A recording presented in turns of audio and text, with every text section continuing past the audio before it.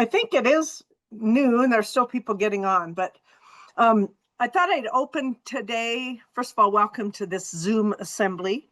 We're going to talk, just sort of debrief and talk about the pilgrimage to the Wind River Reservation that was in May. And I am going to open in prayer with a prayer of lamentation that we did while we were on pilgrimage at the site of the cemetery where we dedicated the plaque. So let us pray. Loving God, before time began, your spirit moved, and your word called forth creation, declaring all is good. Yet the relationship fractured, and injustice took root. Still, you did not abandon us, sending Jesus to show us the way of love and justice, a way echoed by your prophets through the ages. Holy Spirit, we sense your movement in our chaotic world even now. We come to you asking that you breathe wholeness into our spirits and healing into our broken relationships. Be with our Indigenous siblings, burdened by the weight of genocide, systemic injustice, trauma, and oppression. Look upon all communities weary of being voiceless and unheard. Grant to all of your people the justice we have denied them in our complicity. Empower us, once apathetic, to join the struggle, trusting that in you we will find the way to live as sisters and brothers, reflecting your image and love, embracing the truth that sets us free, and building your beloved community. Amen. Amen. So I just thought, I didn't really organize anyone. Joe Hubbard, I thought you had a meeting at 1 o'clock your time, noon our time. Good to see you. It's at 1:30, Bobby. We would talk. Okay. I thought we'd talk through just some of the how the pilgrimage, what it sort of looked like, and then just have some of you who were able to participate in this first of, we hope, many more Roxanne Friday, many more pilgrimage that we will be able to take. Just kind of talk through what people found to be most impactful, I guess. Just quickly by way of overview, and then I'll turn it over to the rest of you. As I said, this was our first ever diocesan pilgrimage to the reservation. And this was May 18th to the 20th. We had a total of 47 pilgrims on the trip because we had 2 last-minute cancellations, but we had set the limit at 50, and we were very, very close to that. As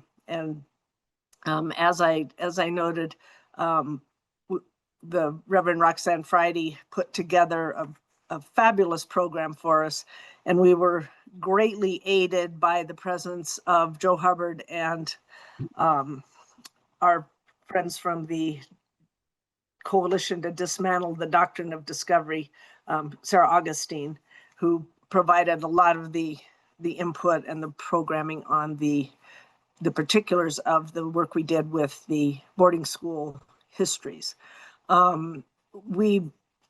We had a tour of the Eastern Shoshone side, led by Robin Rothker, who is the Culture Center Director for the Eastern Shoshone tribe, and that was very, very interesting. She gave us that tour, including the Shoshone mission site and the Sacagawea Cemetery, the mission house that I think some of us saw a couple years ago when we dedicated that. And then just a driving tour of that side of the reservation where we went to Chief Washakie Cemetery, and then to the Wind River Industrial School site, which is behind the Fort Washakie School, where the cemetery plaque dedication took place. And I'll have someone else talk about that. But Roxanne arranged really powerful programming for that ceremony. Members of the We Just Task Force read parts of the Lamentation and Remembrance. And then we had lunch at the little church on the Bison Prairie at Kinnear. And we were served a delicious lunch there by the church folks. And there we listened to Jason Valdez talk about the Eastern Shoshone Buffalo Initiative. And then we got to go see the buffalo in their now natural habitat. And that was a very powerful experience, I think, for most. Then we went to St. Michael's Circle, and we got an update on the Ethity Revitalization Project. Heard from a couple of Northern Arapaho tribal elders at the circle who talked about their experiences, some of whom had direct experiences with the boarding schools on the reservation. Then back to St. David's Shoshone Mission, where we wandered around there for a bit in the rain. And then we had a morning with conversations with the Eastern Shoshone Business Council and a representative from the Northern Arapaho Business Council who talked about some of their challenges and the politics and how we can maybe start advocating and coming alongside some of their efforts. We were also very blessed to have Chief Washaki's great-granddaughter, Zenora Enos, who joined us that morning, and she's always a delight. And again, as I said, Sarah Augustine and Joe Hubbard provided programming specifically about the coalition and workshops on how we engage in this truth-telling and repair effort. One of the things that I noted that was pretty awesome is that 27 of our 46 churches in the diocese were represented by at least one pilgrim. And we also noted that a number of participants were people who are not typically showing up at diocesan events. So really good cross-section of the state of Wyoming, young and old, and I think it impacted everyone in really positive ways. So I guess with that, I'd like to start, maybe Roxanne, if you could just give us kind of some of your reflections on how you felt and what people said afterwards, after we left, what some of your siblings said about us being there. Yeah. Yes, with Robin and her knowledge of giving us that tour, I really didn't expect that to really impact her too. And afterwards, she told me that she was very moved by what we did, and also learned a little bit from us also, on some of that historical part of it. Like she didn't know about us and the dedication to the mission house and, all the renovations that happened there. But also just being a part of it, she told me she just felt so good about what we were doing. And then afterward, when we ended up going to, well, actually, let me just go back a little bit. The drum groups that we invited over there were both from the Shoshone and Arapaho tribes. And I really didn't expect them to tell us more about the culture. I mean, Alan started talking about the song that he was going to sing and where it came from. And that was knowledge to me. I never knew that. And so there was a lot of things that I learned also along the way. And the Arapaho side, there was Harvey Spoonhunter who told a story. And that was really touching of what he talked about before they sang their songs. And he kind of explained what the song meant.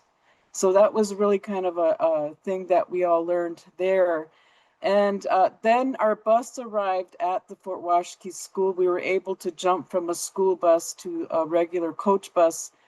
And the rest of the trip was a lot better. Took us out to the Buffalo where we talked to Jason, and Jason, my brother, also came back and said, I really enjoyed, the tour that you got that came through and talking with different people as we had lunch there. And, and even then it was uplifting just to be around the Buffalo. There was something about that whole being around the Buffalo gave us, and the talks that he gave us and the knowledge that he has historically of the Shoshone and Arapaho tribes also. And I referred back to that, if you guys were there at the convention where he did a PowerPoint presentation, And he talked about this, the seeding of the land and all of that.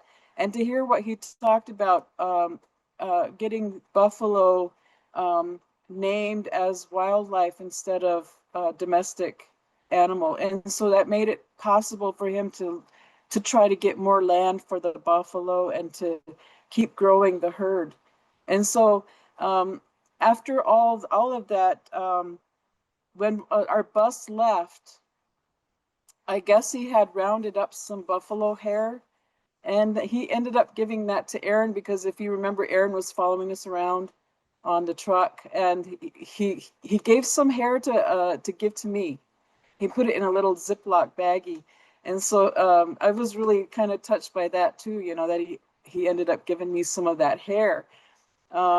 And I don't know what I'm going to do with it. I'll ask around and see what we can do with that. Maybe it'll be gifts to all the people who are there. But then we go to St. Michael's, and everybody, I just want you to know, even with the drum group, they were telling me how much it meant to them that we would do this for the kids. And it really affected even not only you guys, but it affected them too. And how they are starting to open up more about what the residential schools did to their families, and how it affected generationally, how it all affected them too. And so this is kind of like where I felt like what we did was kind of a point of healing, starting to heal start that process of healing. And that it's just more feedback that, you know, I was getting over. I mean, I'm still getting feedback from that, you know. So, I mean, it's just like over time, I'm still hearing stuff about that whole part that we did at the cemetery. So we get to St. Michael's, and there was people that we had asked to come. One of the elders, Teresa Marie Wells, couldn't make it. And so she was a student of St. Michael's when it was a residential. She lived in that building that has since burned down. But we got to get Mary Whiteman, and she's also always coming to church, giving us tidbits of history of that place. And so we knew that even her input would give us a little bit of the historical side of it that would go span back to the 50s and the 60s in that era. And so, you know, it's always good to hear what happened a long time ago. And she still remembers all these little things that they did at that St. Michael's Circle. And with Millie and her knowledge of the artifacts in the museum and her historical part of it too, because she, you know, the whole family, and in fact, her parents were married right there at St. Michael's, and they just automatically that was their church throughout their lives. And so just going back to that history part of it too, you know, but everybody that, like I said, even our speakers, the Shoshone Business Council, we had 3 members who made time for us that day. And, you know, they're very busy all the time. And so they made that time for, I think, because of me, and I'm always helping people in the community. And so I think they came because of that and their stories, how it affected them. And, you know, and they were very emotional during that time too. I mean, afterward, Latana, you know, she broke down during that time. And she is a very strong woman in our community. And to see her break down and talk, when just talking, I think was a healing point for her too, you know. So every time we do that, every time we let go, it helps us in that healing process. And we kind of saw that happening with some of our tribal leaders, you know. And so, and then what a blessing to have Sergio Maldonado be the person that they send, because I'm pretty sure that the councilman we invited talked to him and said, why don't you go over there for us and speak? Because they really couldn't make it. They were so busy with other things. But you know, the whole, even the messages, like I said, afterward, I'm still kind of getting some messages back from that pilgrimage of the people all around who were impacted by that whole pilgrimage. And being able to shed tears and to laugh and to talk about, you know, the Wind River Reservation and the people who live here and how they feel. So you got a glimpse of some of the both from both tribes, Shoshone and Arapaho members, and saw the real raw emotion of what this pilgrimage has done. And so I want to plan for next year. I want to try to, it's probably not gonna, it's going to be different. It's going to be different. And and maybe there'll be more things happening at that time where, it'll be a different kind of a pilgrimage, but still with some purpose of doing something during that time for the people on the reservation in some way. And hopefully we can do the same thing by the healing process that we started on that whole pilgrimage. But that's all I have right now. It was such a good time. Thanks, Roxanne. That's fabulous. One of the things that I wanted everyone to be sure that one of the things I want to make sure people know you did was, as we were getting ready to dedicate this plaque at that cemetery, that shortly before we arrived there was nothing. There were no markers. The grass wasn't mowed. It was really even hard to tell it was a cemetery. So the fact that you all had that all mowed and you put the crosses, 25 crosses to symbolize the known number of dead children that had been buried there. And then, of course, getting the plaque and getting it set before we all arrived really was impactful. And I hope any of you who weren't on the pilgrimage, if you are driving through the reservation, please stop at the Fort Washakie School and go behind the school. And there's a little fenced area with this plaque. And I just want to read this plaque again for those of you who maybe don't remember what it said, but it says, "Here marks the cemetery site for the Wind River Industrial School, 1884 to 1940, a boarding school for Eastern Shoshone and Northern Arapaho children founded by Episcopal missionary John Roberts. We grieve the loss of at least 25 Indigenous children laid to rest here from the following families: Bishop, Grosbeck, Nocock, Perhora, Rigi, Tabanquash, Tinzone, Ute, Washakie, Weed, Whitehorse, and Wynn, among others. The Episcopal Church in Wyoming acknowledges our role in perpetuating the violence, ethnocide, and other systems of oppression through operation of Indigenous boarding schools on the Wind River Indian Reservation. We commit to truth-telling about these atrocities and the resulting intergenerational trauma. We repent of the brutal methods used to strip Indigenous people of language, cultural identity, and human dignity. Further, we seek healing with our Indigenous relatives." Dedicated May 19th, 2025. And one of the take-home moments from that was the statement made by one of the Eastern Shoshone Business Council members who said, "Now those kids are free." That ceremony and those drums and those journey prayers and those journey songs and our efforts as the Episcopal Church in Wyoming set those children free. They had died, they were buried in unmarked graves, and there was no ceremonial journey to take them home. And that changed with this ceremony of lamentation and remembrance. And so the fact that that impact was felt on the entire reservation was pretty fabulous, I think. So anyway, enough from me. I'd like to have some of you just talk about what really impacted you about this journey.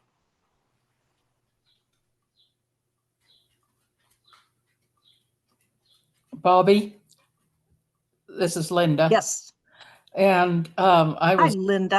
Hi. I was on the pilgrimage, but something that was really impactful to me was when we were at the cemetery and the ceremonies and the drumming and so on.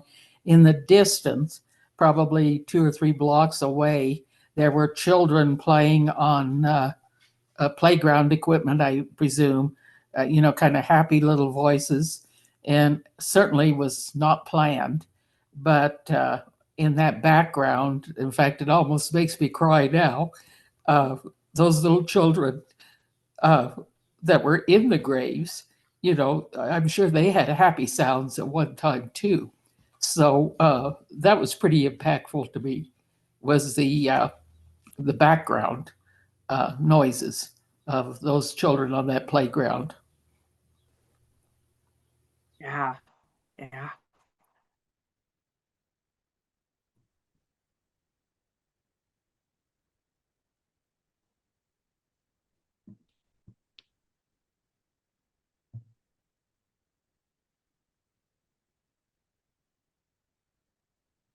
Bobby? Joe Hubbard, you've always got something to say. Putting me on the spot. It is so good to be with you, friends. And Linda, I want to affirm your comments. I heard those children as well. And I also heard from an elder, Northern Arapaho elder, who after the ceremony told me, never in my life did I expect I would see the day when the church took responsibility for what it did to our children. He looked at me, he said, it's a good first step, but it's a first step. So this was a powerful, I think, to affirm what everybody has said, Roxanne, Bobby, this was a powerful event for everyone who was a participant. And what I want to share with you, kind of from the 30,000 foot view, is, people were talking about this at Executive Council last week. Warren Hawk and I were attending Executive Council. On the list of things that we were voting on was a resolution to make Navajo land a self-determining diocese. Some of you may have seen some of that. But people were talking about the truth-telling and repair work happening in Wyoming, beginning in October with the repatriation of the ceremonial items and continuing with this pilgrimage. And I had dinner with the presiding bishop, and he says, what's happening in Wyoming is a model for what should be happening across the church.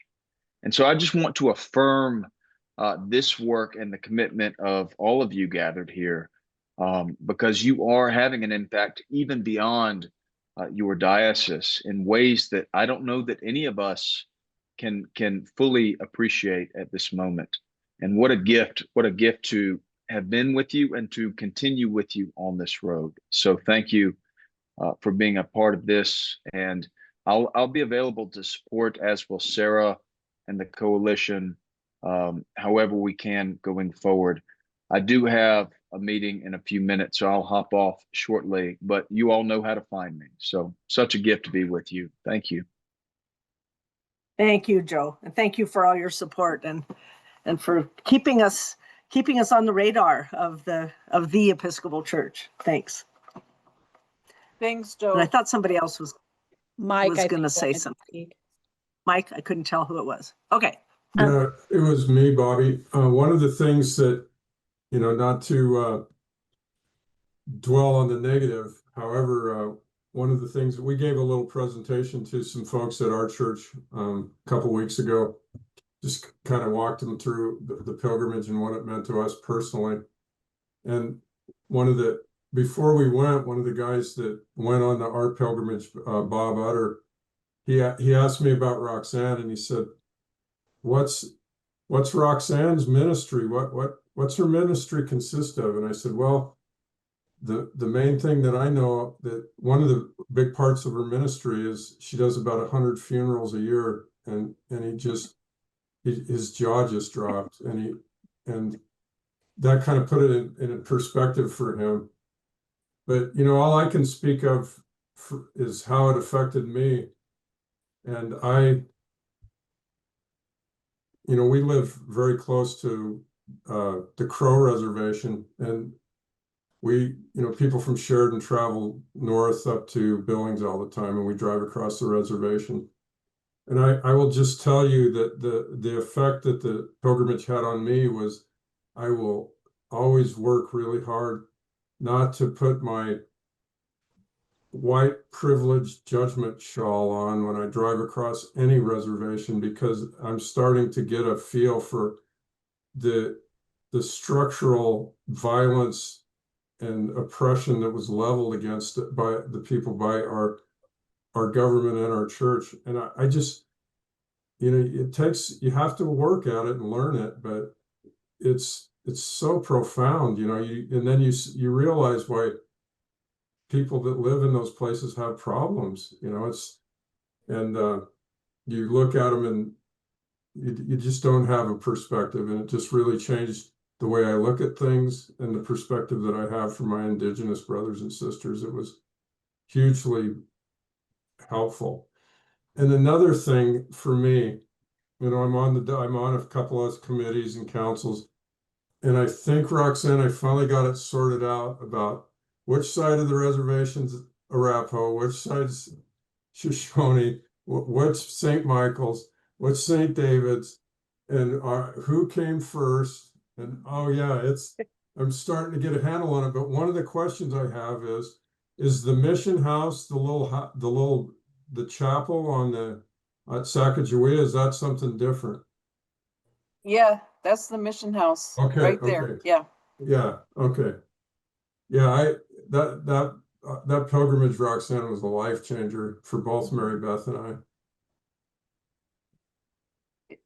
Well, I'm glad to hear that, because I was hoping also, walking with Joe and Sarah and Bobby, all of us, I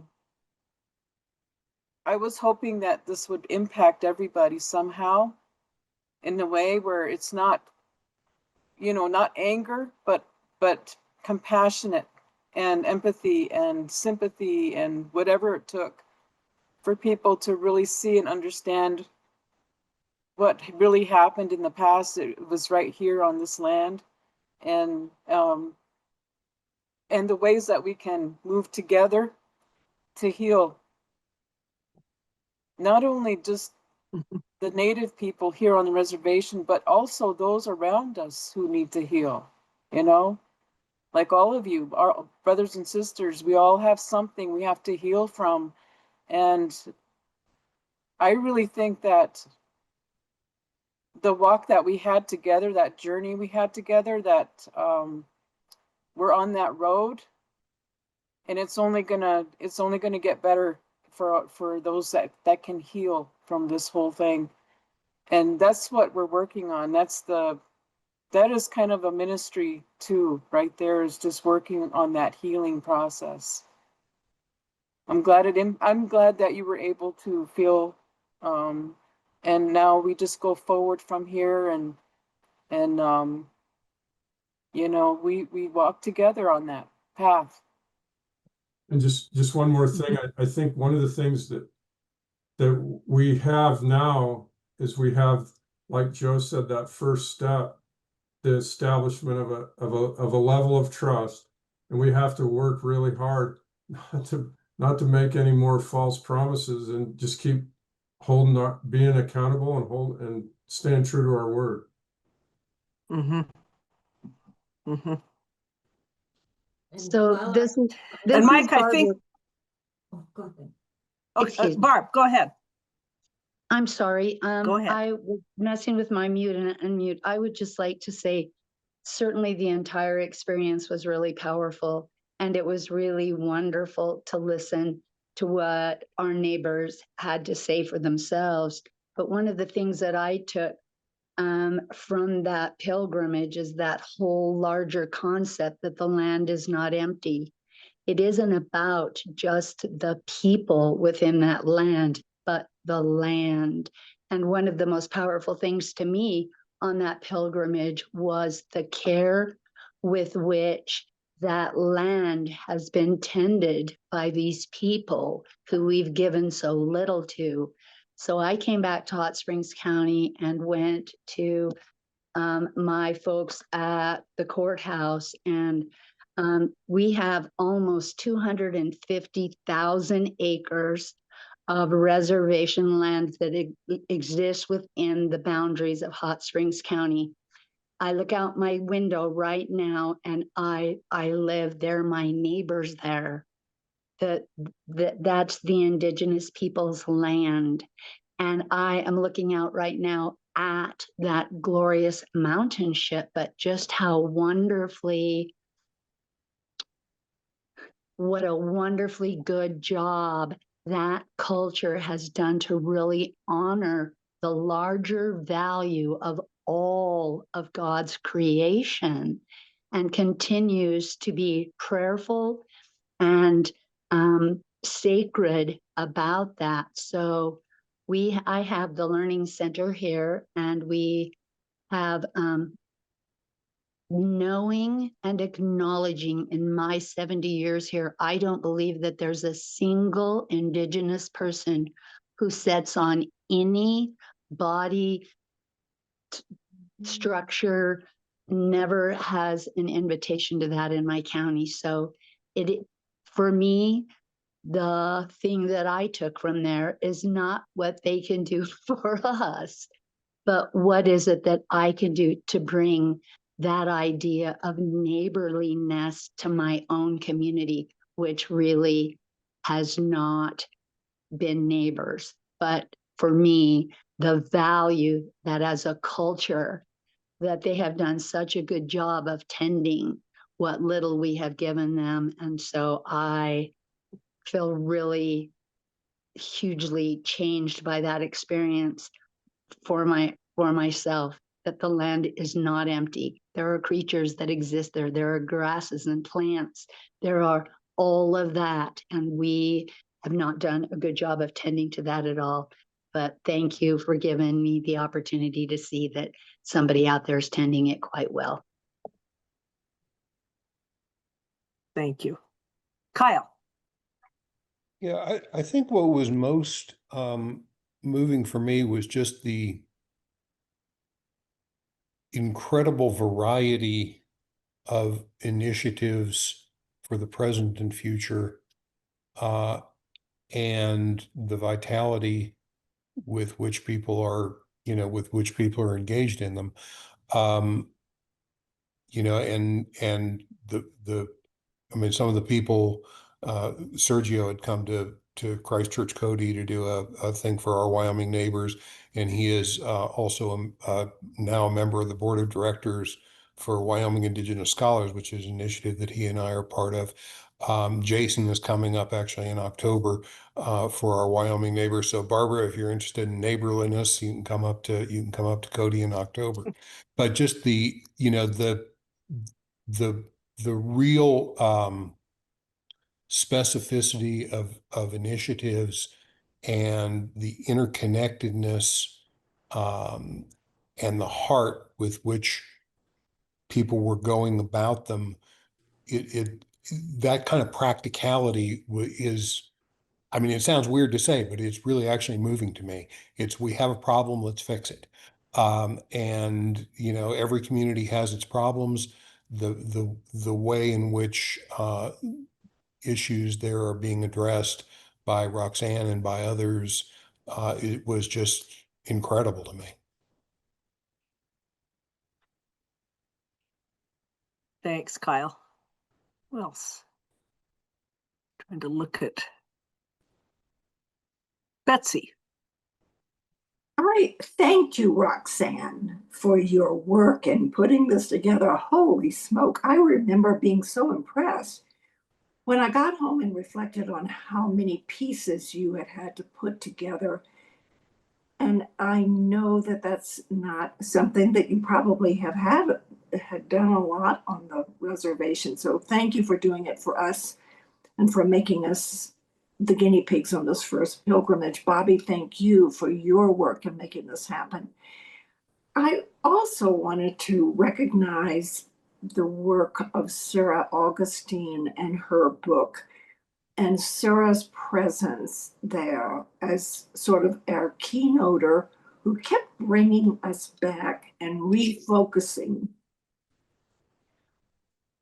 As white people, especially, we just go barreling in and we just think, oh my gosh, look what a mess we made. We've got to fix it and clean it up.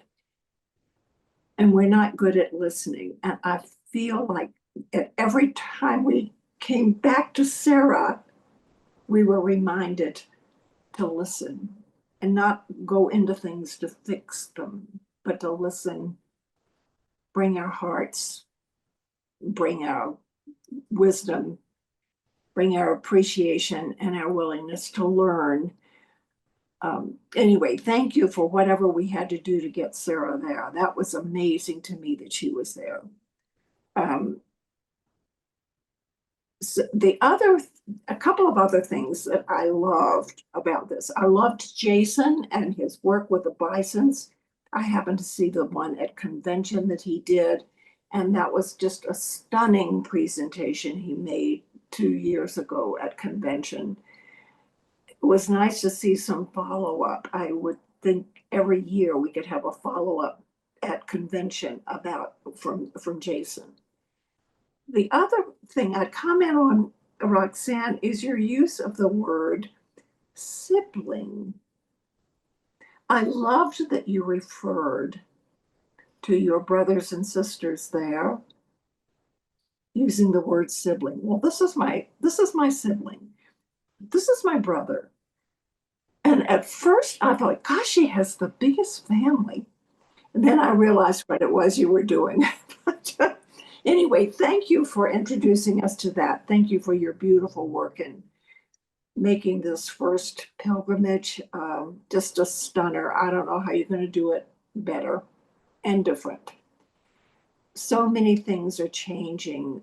This morning, John communicated to me about one of our parishioners who evidently had just awakened to the idea of how our indigenous peoples' lands were taken from them and how upset she was. I don't want to get sidetracked talking about that, but what I will say is it reminded me of a level of curiosity. We're not curious about people. We're not curious about people who are different. So once again, we have this amazing thing happening that's been happening right in the middle of us. And I, for one, was not so curious myself. So I'm sorry for that. And I lay prostrate in front of you saying, I apologize. I'm going to do everything I can to spread the word now. Thanks, Bobby, for giving me that chance to talk about it to you today. Thank you, Betsy. We love you. Oh, I love y'all. I'd like to hitchhike on Betsy's talk about the thought about listening. When I was at the ceremony at the cemetery, the spirit was real heavy and present with me. And I heard prayers in Northern Arapaho and drum songs in Northern Arapaho. I heard prayers in Shoshone and drum songs in Shoshone. I heard those children laughing in the distance, and I heard English. And it finally dawned on me that the Spirit was providing us with a small part of Pentecost, and that the unity of these people that we were all a part of, we were siblings that day, and we were doing the important work of the Spirit. And that's what impacted me. We're doing the important work of the Spirit. Thank you, Tom.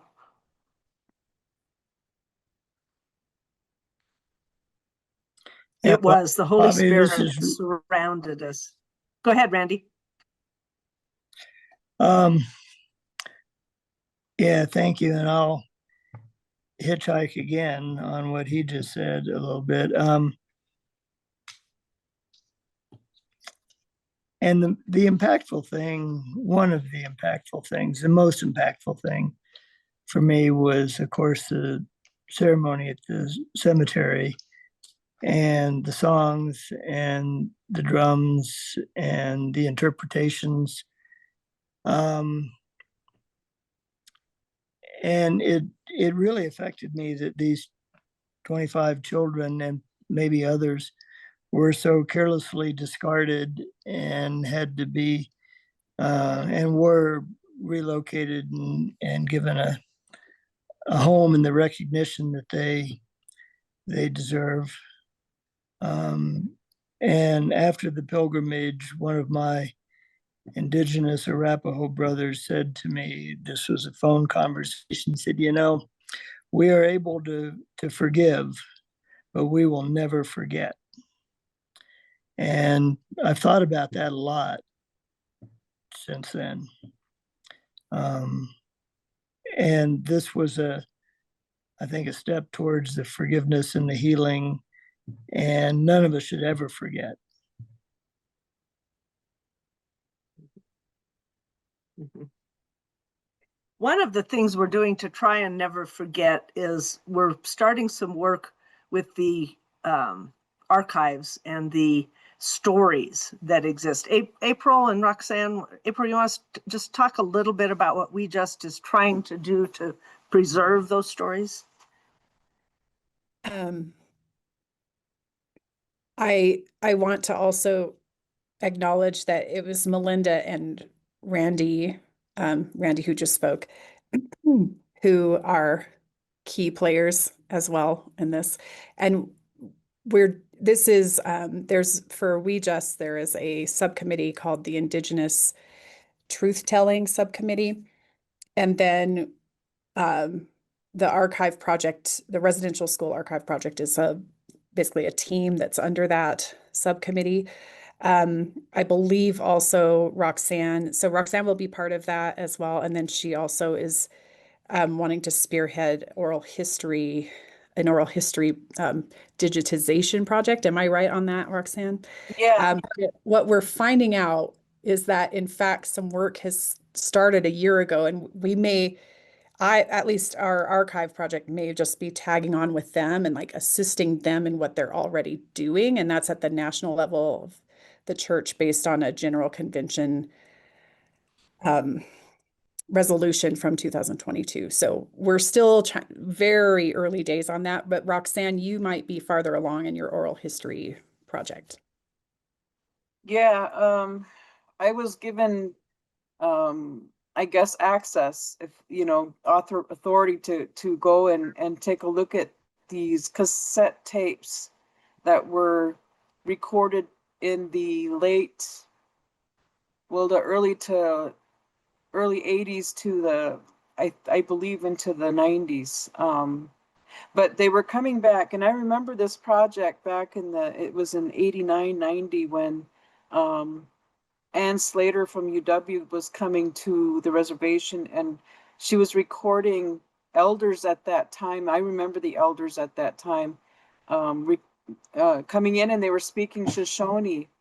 But she was also talking to them about going to school at the residential schools. And so there was some talk to these elders at the time about that. So I'm trying to get my hands. I have to go to Laramie and go and see if I could take a look at these things and find out what condition they're in so that we can try to digitize these recordings and get access that way for that reason. And I'm really anxious to hear what's on these tapes myself, because my grandparents are recorded, and I have Aaron's relatives who, that I got to know, his aunts and uncles who are also on those recordings. And it's going to be very interesting, probably emotional for me, but we want to try to get these digitized, and there's several different names of these projects, and I really trying to get down to how many there are and if we can have access to all of them. But I'm gonna be working on that and probably be looking for help from others if I can to help me with all of that. Christy Wallen. May I offer the services of your friend from the first Alabama pilgrimage, Rick Ewig, on that? He was director of the American Heritage Center and associate director for years, and he knows those collections, and he knows how to get all that digitized. So when you come to Laramie, let's just meet there, and I think it's going to be magic. Okay. And I Okay. just see Amanda Pittman just said, Roxanne and April, I have experienced digitizing cassettes, VHS tapes. If you need help with that. Sounds like someone else for that subcommittee tech team. Awesome. April and Amanda, Randy do you and have Roxanne? do you have experience with reel-to-reel digitization? Ooh, I do not. I'd love to learn. Usually the limitation is getting the equipment to play it and then connecting it to the computer. So, but I do have equipment to connect or to digitize VHS and cassette. Wonderful.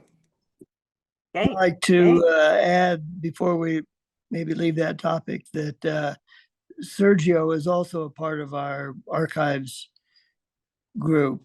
And I didn't want to forget him. And Roxanne, I'm willing to help you in whatever way I can. So put me on your list if I can be of service.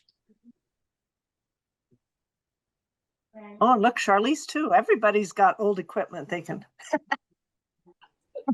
figure this out. Wonderful. Any other reflections on the pilgrimage? Bobby, me. Yes. Hey, Charlize. Hi. I really appreciate the privilege of being able to go on the pilgrimage. I very much appreciate the hard work that you, Bobby, and you, Roxanne, put into organizing it. It was amazing. I enjoyed not only the seeing everything, but also the discussions that we had afterwards and getting together. And that's, I mean, I've traveled to see things, but it's so different being on a pilgrimage with other like-minded learning people. And it was a privilege to hear, to listen to the elders and to hear what they were saying. I also enjoyed having Joe and Sarah.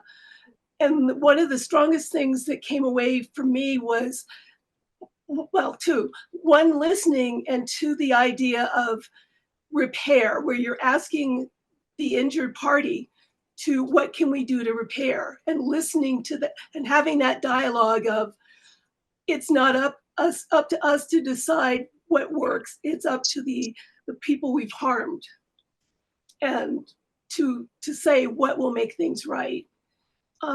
But I really, it was a powerful experience and hope to do it again. And if there's any way I could support it from remote, I'm willing to do that. I'm also willing to get in my car and drive to Wyoming. It's only a few hours away.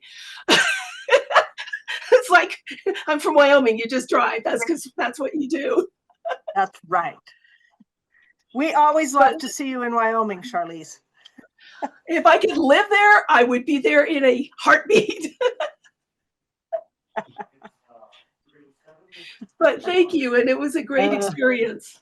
And it was wonderful meeting the people I hadn't met before, and it was wonderful seeing the people I knew and seeing them again.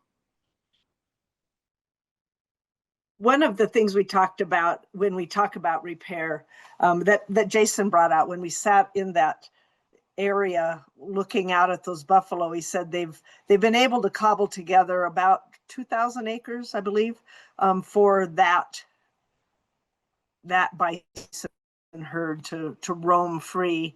And the idea of the land back, of trying to buy up additional land as it becomes available, without saying we just need to give where we live now back to who was here first. That isn't practical. It's not necessarily even what they are asking us to do. It's more a matter of how can we inch towards more of that, making it whole, and at least help advocate with the state to not have more and more of that land taken.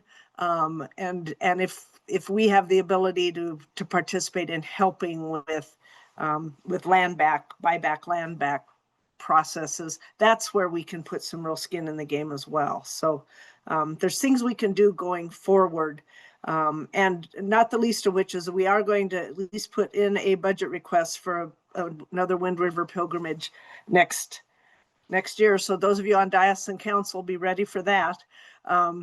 we will probably try and keep this one at 25. We ended up with going to 50 because there was so much demand for this pilgrimage. So, but 25 is probably a better number for what we really want to do. And obviously we won't dedicate a plaque again, but we'll certainly do some, I know, quality work, Roxanne. And if it's nothing more than what Mike Evers talked about, of figuring out which part is the Northern Arapaho part, and where do the Eastern Shoshone live, and St. Michael's is which tribe, and St. David's is what, even if that is really what we accomplish, I think we've come a long way in educating ourselves about our Native American siblings who are living right here with us, and getting more and more of them. You're hearing, Sergio Maldonado, getting more and more of these people involved with our efforts, and rather than again, here's a bunch of white people wanting to help you all out. Let's instead come alongside and integrate. Roxanne has talked about asking Robin Rothker to be part of our group. And I just keep forgetting to talk about Cherokee Brown, who is doing some fabulous work around the state. And so Roxanne, maybe that's someone else we can turn to for Pilgrimage 201, or whatever. So anyway, looks like everybody's doing some great work, and we are just so grateful again, Roxanne, to you and all of your friends and the hospitality that we had while we were there. And you talked about, we walked around. We almost ended up having to walk the entire journey because our bus was a bit of a problem, but we solved it. So Bobby. Anyway, Bobby. just thank you. Sorry, who was? Oh, Bobby, Melinda. I didn't see you even come in. This is John in Cheyenne. John? You mentioned Okay, Cherokee. John and then Melinda. You mentioned Cherokee Brown. I put a note on the screen, but she will be doing a presentation in Cheyenne on July 12th at LCCC in the afternoon. It's free. It's, if you have never experienced one of your workshops, if you're in Southeast Wyoming, it is well worth your time. It's from 1 to 4, and the details are in the notes on the attached to the Zoom call. Thank you, John. Sure. And thank you, Amanda, for the note on the windriverbuffalo.org to get to that site. Melinda, you had sorry, you're on page 2 of my sheet here. That's okay.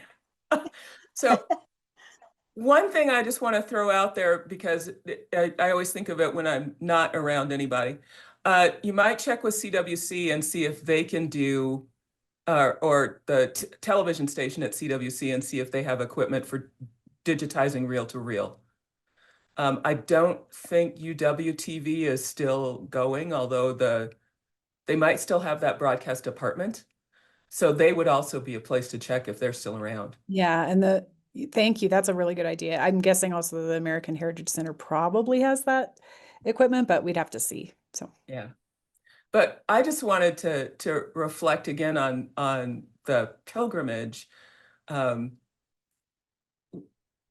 of I agree with Charlize. Part about what was so wonderful was being able to sit down with people at your table and talk about what you've just seen and what you've experienced, and going through those questions that Sarah asked us to think about as kinds of means of processing. I think that was really important. So it was not a tourist junket.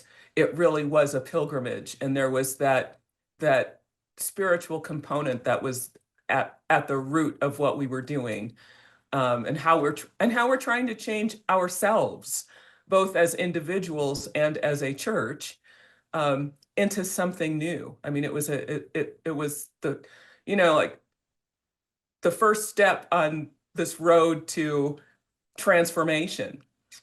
But I do think, one of the things we've got to be thinking about is how do we maintain our focus on education and formation through this? Because it's nice to have projects and it's nice to have events, But if we're looking for transformation, those things aren't going to make the transformation happen long term. They're going to be mountaintops, and then people come back down, and then they go back to the regular life, and that's, whatever. If we want it to be permanent, we have to find ways that of again, education and formation that change the way people think. And so that is kind of what's listed, one of the things we just has named as a priority is that education/formation piece. But I think that's one of those things that we always have to have in the front of our minds, not the back of our minds, that it's not about what great thing can we do tomorrow. It's about how can we change ourselves so that we become a people who actually live beloved community all the time. And we're not afraid of our history, and we're not afraid of sharing our history because it shaped us. But we don't have to redo it. We don't have to fix it, and we don't have to repeat it over and over again. So I think that's our, part of our priority is keeping that transformation piece, that permanent long-term transformation piece on individual and congregational and diocesan level.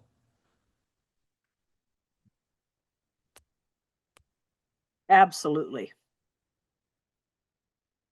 Bobby, I'm not sure that you saw in chat, but I wonder whether either Amanda or Charlize or both would be willing to talk about what they're looking forward to in August. I think Charlize, you're planning to go as well, but.